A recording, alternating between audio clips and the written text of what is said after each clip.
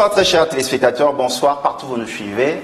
Soyez le bienvenu dans votre nouveau numéro du magazine Genre et Volontariat.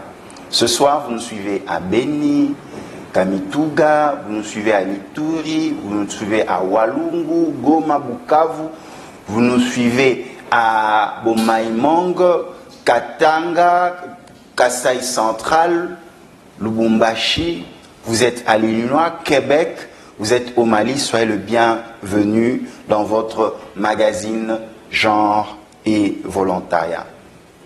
La jeunesse, l'avenir d'une nation. Une jeunesse formée dans le travail.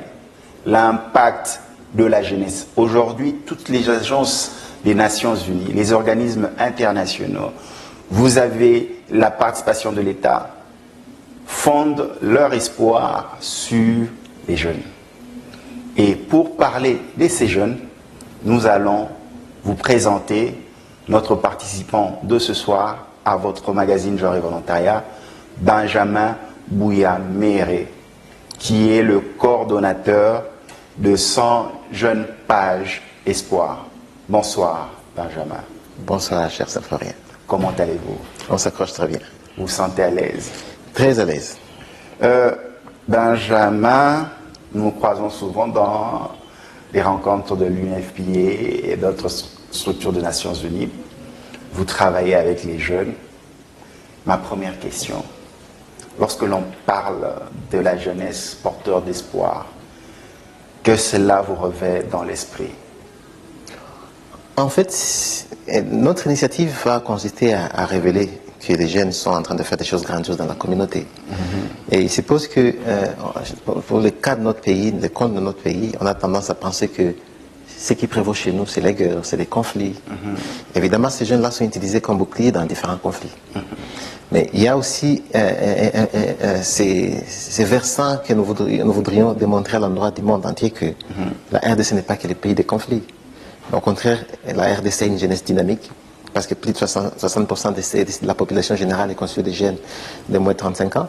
Donc, c'est une jeunesse qui bouillonne de créativité, de dynamisme, qui bouillonne avec l'idée de voir leur pays se transformer chaque jour. Ce qui fait que nous avons une frange de jeunesse qui est en train de travailler sur terrain dans la communauté. Ils n'attendent rien de quiconque. Et ils ont mis en place des entités économiques qui fonctionnent à merveille. Et ne soyez pas étonnés de savoir que chez nous, on a des petits millionnaires. Pas en francs congolais, mais en dollars.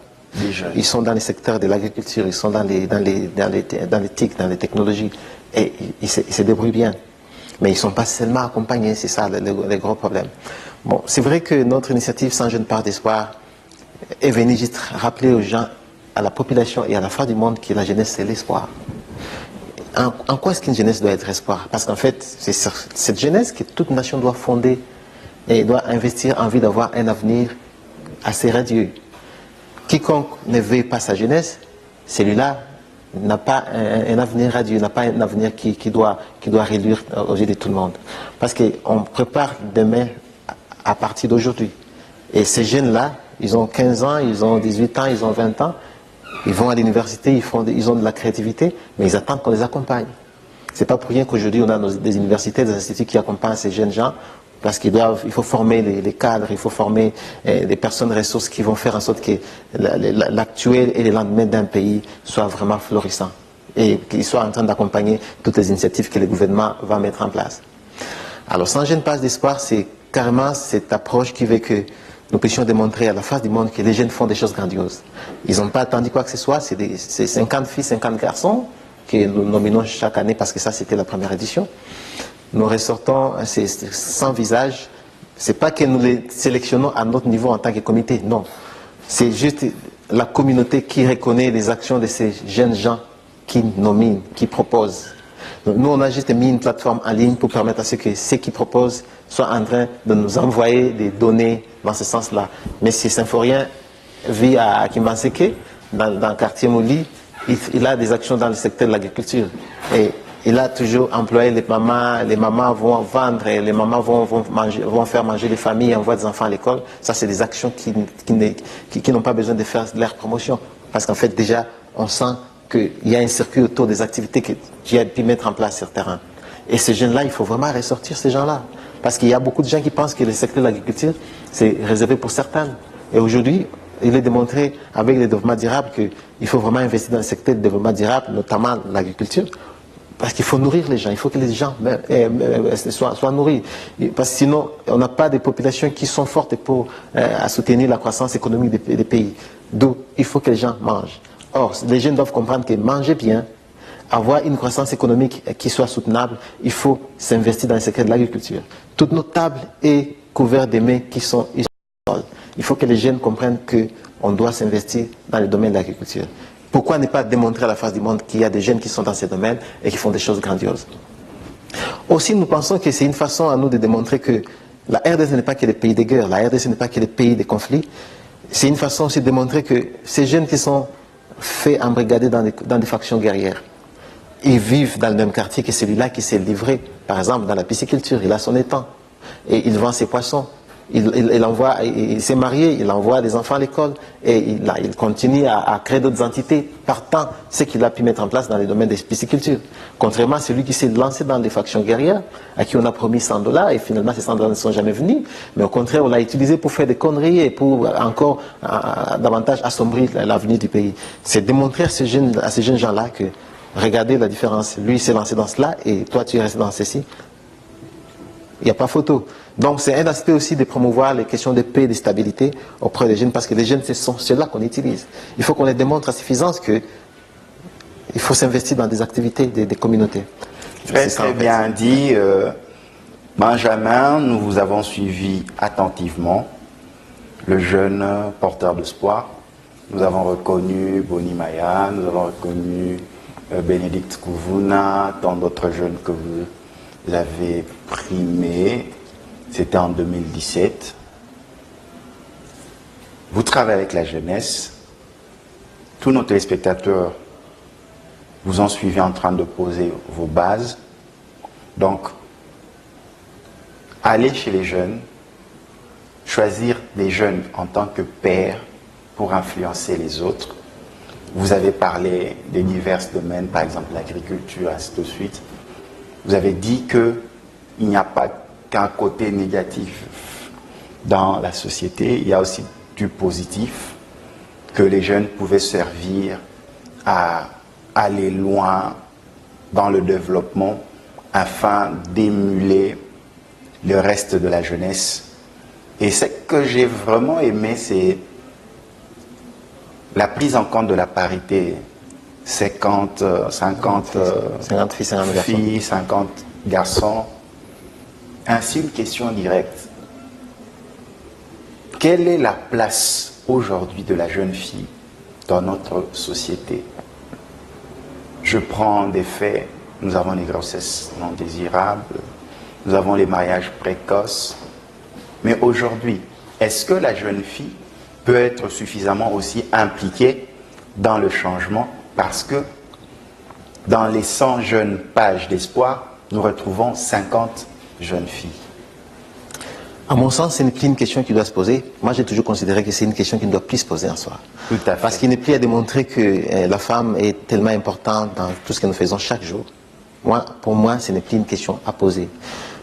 La fille, d'ailleurs, il est démontré depuis un temps, un peu plus de 20 ans, que la fille devient de plus en plus intelligente dans la salle de classe plutôt qu'un garçon. Donc, on a la possibilité de comprendre que c'est à tort qu'on a pensé que la fille était un être de basse classe, ou plutôt, comment dire, inférieur par rapport à un homme. Donc, moi, c'est une question qui ne se pose plus.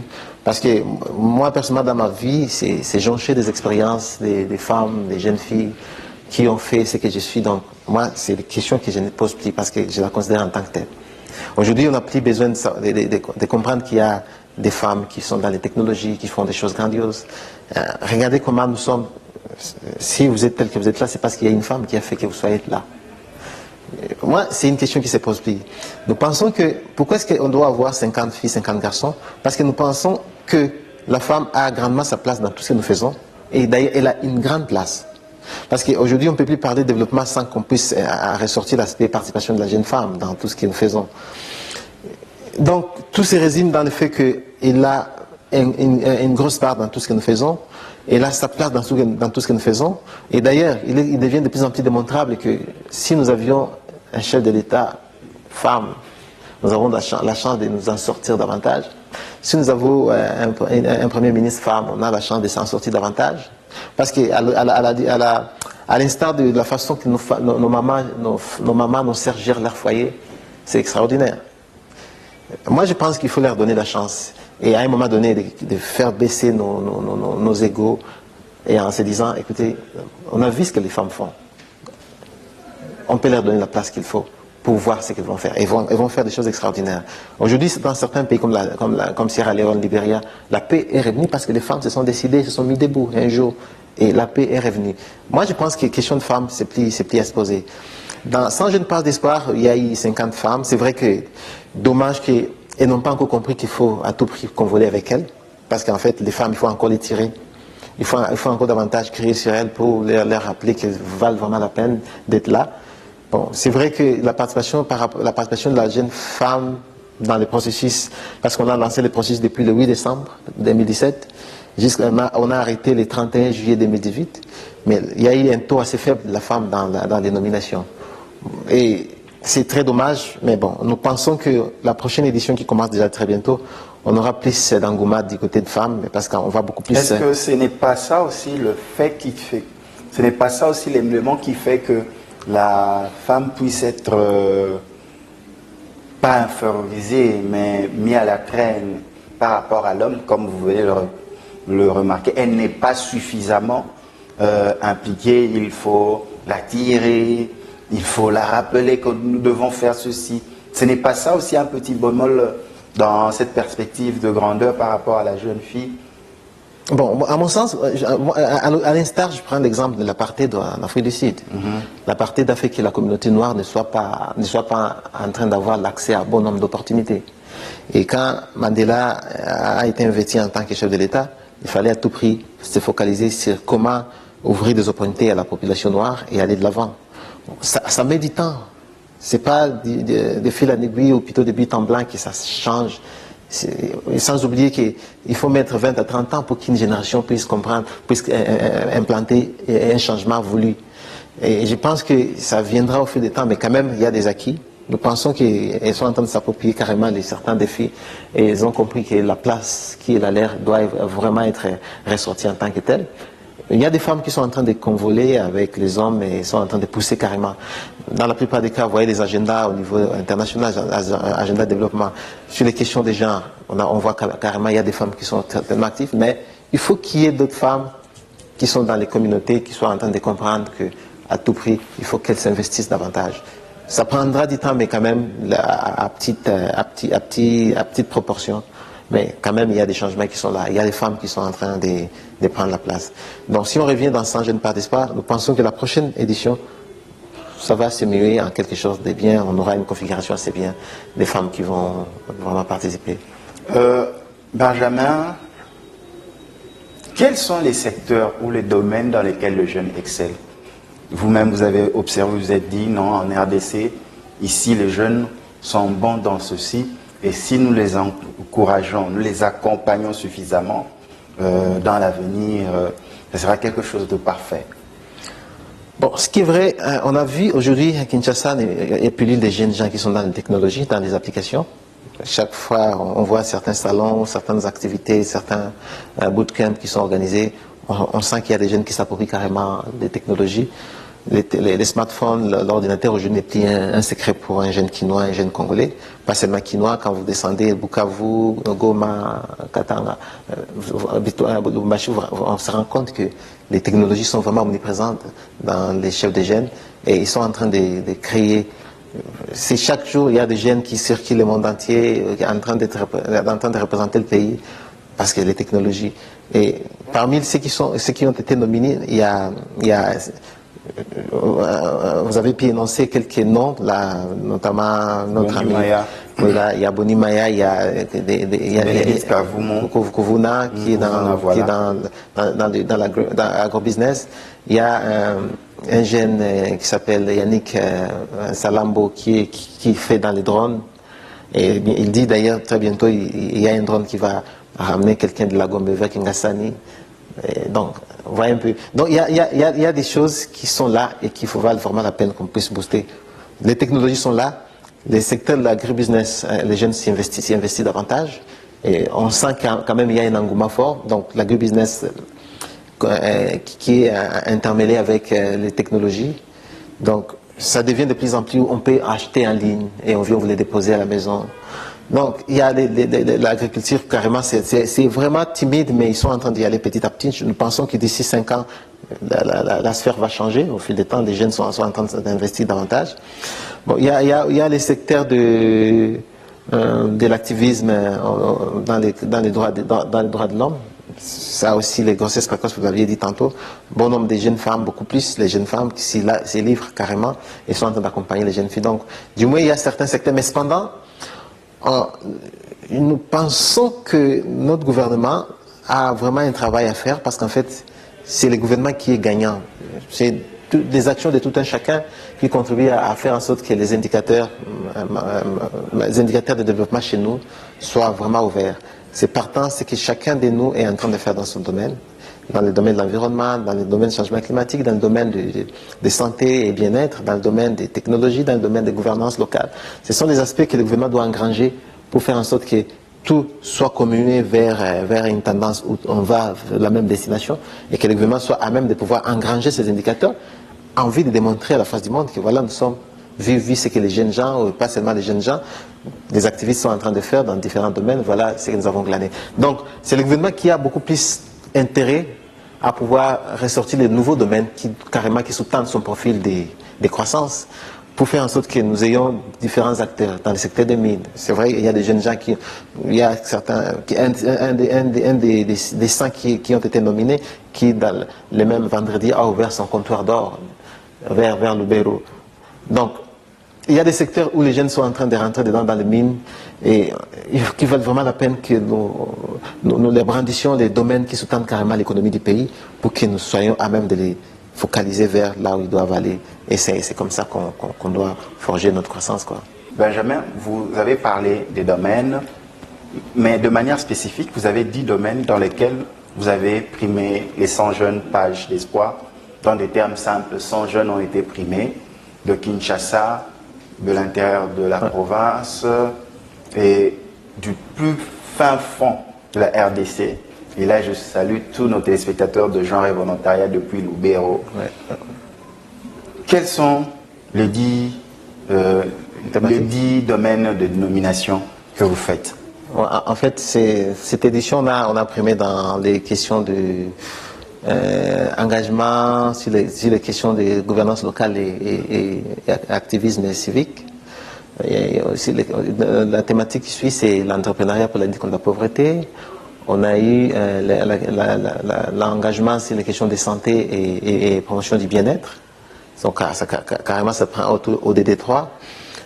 Parce que toutes nos actions, tout ce que nous avons agencé là en termes de nomination et premier les actions de jeunes rentrent toujours dans les domaines où ils sont en train de faire avancer les objectifs de développement durable dans leur communauté. Donc il y a une autre thématique qui va dans le sens des solutions via les technologies et l'innovation. Il y a les questions sur la gouvernance locale, comme je l'ai dit tantôt. Il y a les questions sur la paix et stabilité. Il y a la question des médias pour le changement. Il y a la question, on a 10 thématiques, j'espère que je les ai citées toutes, toutes les 10 thématiques. Donc ça nous a permis à pouvoir dégager les profils qui sont en train de s'activer dedans et de voir comment ces jeunes gens-là sont en train de faire. Bon, c'est vrai que c'était une première édition. On s'est beaucoup plus fié aux informations que les nominants ont pu nous donner et aussi de nos points focaux qui sont partis des centres sur terrain pour voir la faisabilité et la palpabilité des actions que ces gens-là ont fait. Donc cette fois, nous pensons qu'il y a des équipes qui vont descendre sur terrain. Merci aux partenaires qui nous accompagnent quant à ceux.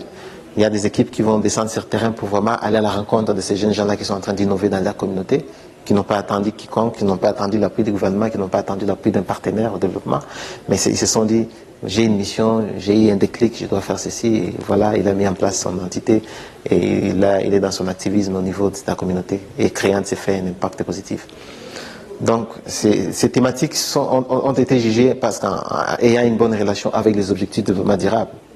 Et que nous pensons que c'est un bon moyen aussi de renflouer ce qu'ils sont en train de faire, c'est tous les impacts qu'ils sont en train de faire, et de les rallier aux indicateurs que le pays a pu mettre en place, parce que nous avons maintenant un cadre de priorisation des indicateurs et des cibles des ODD chez nous, et de les rallier par province, et qu'est-ce qui a été demandé en termes d'indicateurs, et nous pensons que nous devons travailler en connivence avec les entités dont le ministère du Plan pour faire cette faisabilité.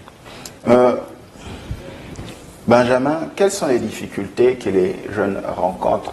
Parce que vous avez si bien dit qu'ils n'ont pas attendu l'aide, que ce soit de l'État, qu'ils n'ont pas attendu l'aide des partenaires, mais ils se sont lancés. Mais réellement, ils ont des difficultés.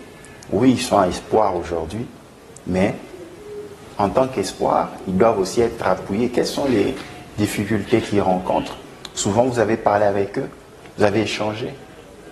La plus grosse difficulté, c'est beaucoup plus les aspects accompagnement en termes financiers, ce qui est vrai.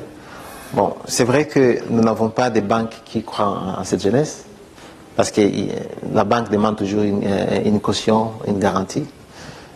Et ça, je pense que si on voudrait avoir une classe moyenne telle qu'on la recherche aujourd'hui, parce que ce qui nous manque, c'est cette classe moyenne qui soit à même de vraiment pousser l'économie et aller de l'avant. Alors si on voudrait avoir cette classe moyenne que l'on voudrait avoir à tout prix, je pense qu'il faut que nous mettions en place des mécanismes qui permettent à ce que nous ayons un mécanisme, plutôt des mécanismes d'accompagnement des jeunes qui ont des idées, qui ont des projets. Il y en a qui ont des idées et qui ne savent pas comment se lancer. Il y en a d'autres qui sont déjà dedans, mais qui sont en train de peiner sous le poids de ce qu'ils ont toujours rencontré comme défis au niveau du terrain. Moi, à mon sens, je pense que j'ai même entendu qu'il y avait un fonds national sur l'entrepreneuriat de la jeunesse qui doit être mis en place. J'ai salué l'initiative. Et je pense que c'est une initiative assez idoine quant à ce pour permettre à ce que les jeunes puissent avoir accès au financement et leur permettre d'aller de l'avant. Parce que tout est question de financement. Et maintenant, ces jeunes gens-là qui se sont déjà lancés, ils sont vraiment félicités parce qu'en fait, ils se sont recherchés de leur façon, ils se sont recherchés dans un contexte où ils se sont dit il faut que je mette en place, j'ai bouillonne d'ambition de faire ceci. Et ils ont soit cherché du côté de parents, ils ont vendu ceci pour se lancer dans l'affaire, ils ont pu glaner ci là, ils n'ont pas attendu. Donc, ils sont en train de déployer sous le poids de tout ce qui est comme charge.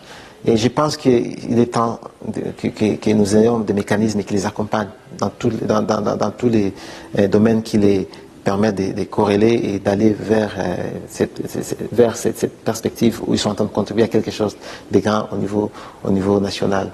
Et je pense que sans je ne parle d'espoir, ce sera aussi un bon moyen parce que vous allez vous rendre compte qu'il y a un livre qu'on va éditer qui se dénomme 100 jeunes pages d'espoir. Chacun des 100 va avoir une page où il va écrire son histoire, qui va écrire ses défis, qui va écrire ses espoirs dans son domaine. Et ce sera en même temps une sorte d'annuaire pour ces jeunes-là, où tout partenaire qui veut travailler avec certains jeunes qui sont dans différents domaines a facilement consulté ces livres, qui sera aussi téléchargeable en ligne. Il peut consulter ces livres et voir avec quel est le profil du jeune qui peut travailler. Et ça facilitera beaucoup de choses. Donc nous pensons que nous avons beaucoup à gagner si on mettait en place des mécanismes qui renforcent carrément ce que les jeunes sont en train de faire et qui doivent les accompagner. Comme je l'ai dit au début, quand on ne sait pas trop s'approprier ou plutôt accompagner ou encadrer sa jeunesse, son futur est vraiment ombragé. Donc on a vraiment intérêt à le faire ici maintenant. Benjamin, en tant que coordonnateur de la structure, permettez-vous ensemble avec les téléspectateurs qu'on revive en images photos ce qu'a été cette grande soirée, 100 jeunes pages espoir. En complicité avec la régie, revenons en images photo animées de ce qu'a été la soirée des 100 jeunes pages d'espoir.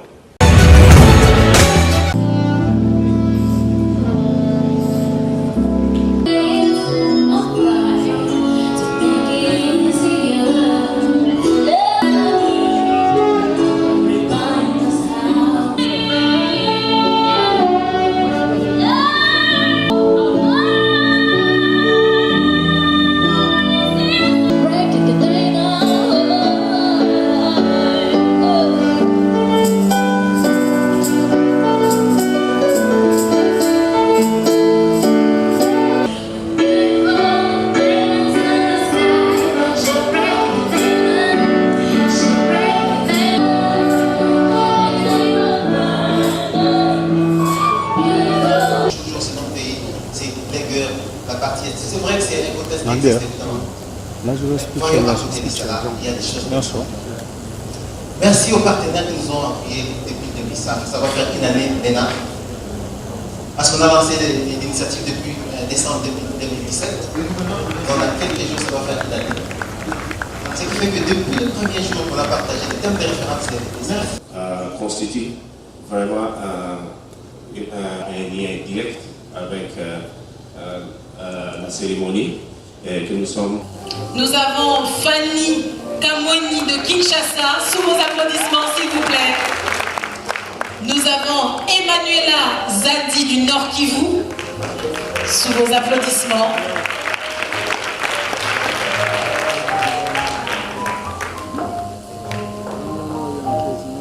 Nous allons demander avant... Non, ne descendez pas tout de suite. Nous allons demander... Je vais me rattraper tout de même. Nous allons demander cette fois-ci...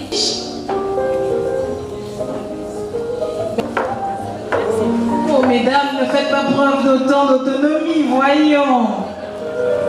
Ne tuez pas toute la galanterie au nom de la féminité et du genre.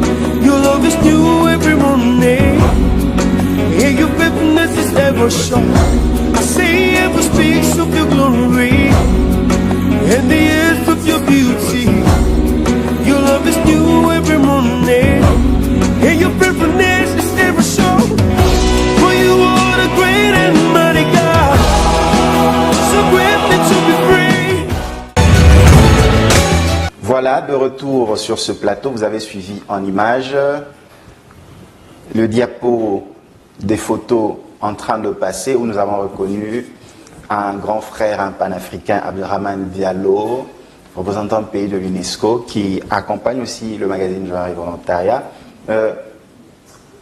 C'était vraiment une grande logistique. Hein. Nous avons reconnu Alèche, Bénédicte Kouvouna, Boni Maya. Nous avons reconnu tant de jeunes. Est-ce que c'était facile de les avoir tous? Est-ce que tous les jeunes sont venus, même ceux de certaines provinces de la RDC? Bon, c'est vrai que nous, on a fait que compiler ce qui nous a été proposé, mais sinon, on a vraiment recueilli beaucoup d'éléments. On a recueilli autour de 1060 quelques candidatures en ligne qui nous ont été envoyées des 18 provinces sur 26.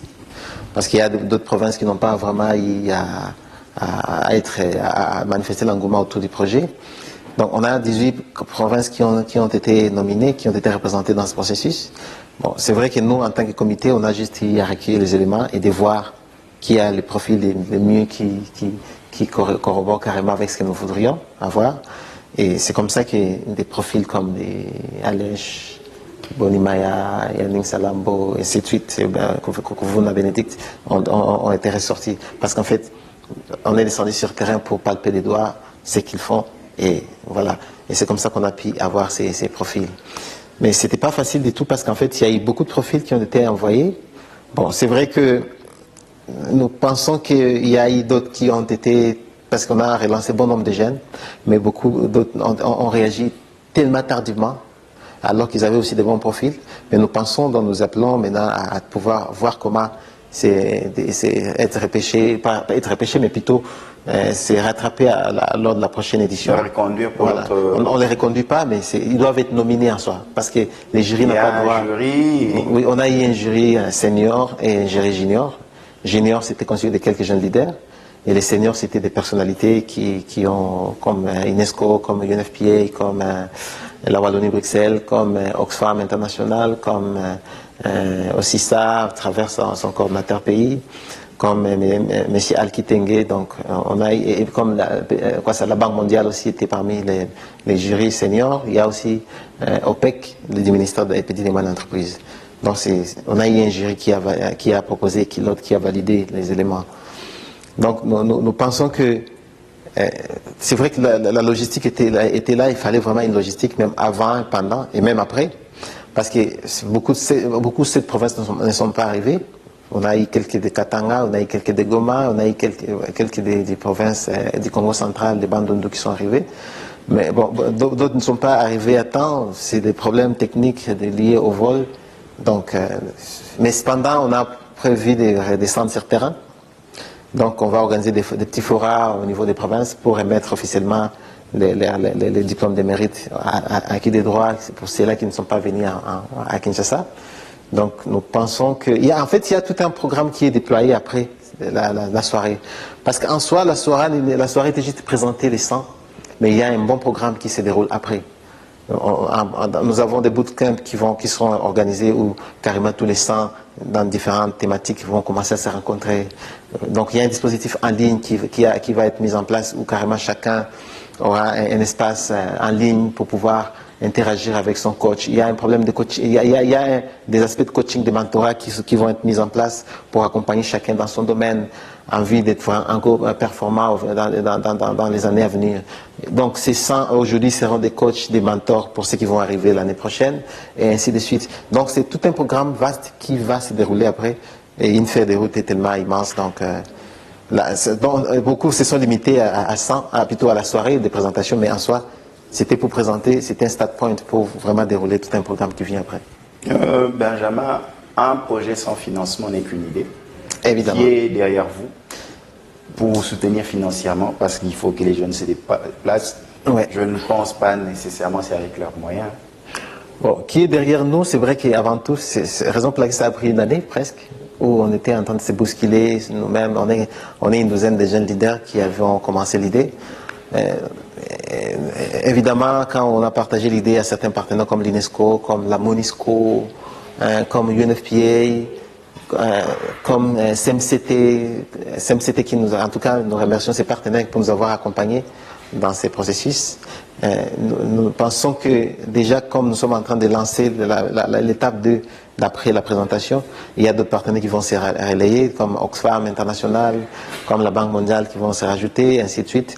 Donc, comme la FEC qui va se rapprocher, Transco qui dit que les 100 vont être plaqués sur ce bus. La ville de Kinshasa qui va doter certains panneaux où on va plaquer. Parce que l'idée en soi, c'est de faire vraiment la promotion de ces 100 pour les démontrer qu'ils sont des vrais modèles pour les jeunes. Parce que l'idée, c'est aussi de montrer à l'endroit des autres jeunes qui n'ont pas d'action, qui n'ont pas d'idée de comment ils peuvent s'impliquer dans différentes actions au niveau de communauté, de leur montrer que mais lui, il l'a fait, toi aussi tu peux le faire. Donc, il y aura des bus qui vont circuler Kinshasa avec les effigies de ces jeunes-là. Il y aura certains panneaux que vous allez voir à Kinshasa où vous verrez ces images de ces jeunes-là. Et nous pensons que c'est comme ça qu'il faut les promouvoir. Parce que quand on a fait quelque chose de bien, il faut s'attendre qu'on puisse avoir les congratulations de la part de la communauté.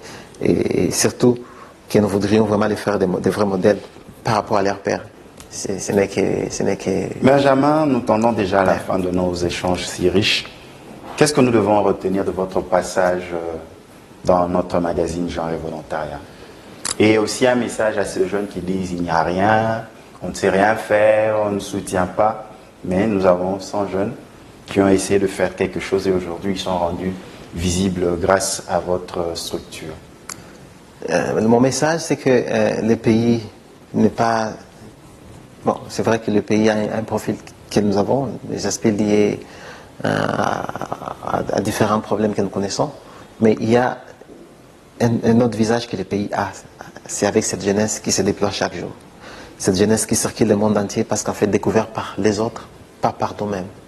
Ces pays qui jonchent carrément de toutes les créativités qu'on a dans différents domaines, où ces jeunes gens-là qui circulent le monde entier.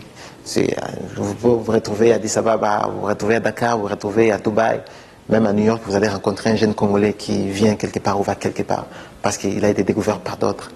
Et nous, on pense que c'est à tort que ce soit les autres qui découvrent les nôtres.